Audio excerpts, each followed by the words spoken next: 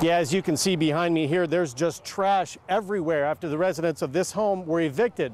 Neighbors in this area want to know who's going to clean this up and how quickly it can get done. They picked up a dead cat out of the front yard yesterday, and people's been going through that stuff. According to the City of Fort Collins Neighborhood Code Compliance Division, the contents of the house on East Swallow Avenue have been sitting in the yard for several days now, and neighbors want something done. And I look across here and I think, well, if it was one of our city council people that's had this across the street, it wouldn't have been there this long.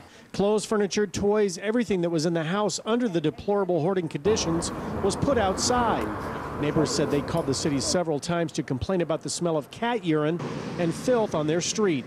The city says that the Sheriff's Department should have put it on the street. The City of Fort Collins says there was nothing they could do because the contents were left on private property owned by the bank. If it had been put on the street, the city says, they could have cleaned it up earlier. If it was placed on the street, it would be encroachment on public right-of-way, and we would have a 24-hour turnaround. We would hire contractors that same day. The Larimer County Sheriff's Office served the eviction notice, but according to a sheriff's spokesman, they were not the ones who moved the items out of the house. It was the bank.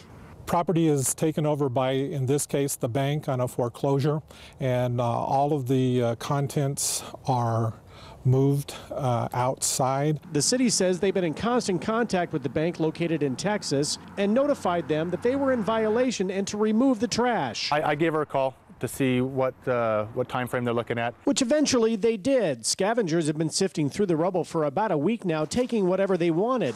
The house was even broken into and vandalized, according to Fort Collins police.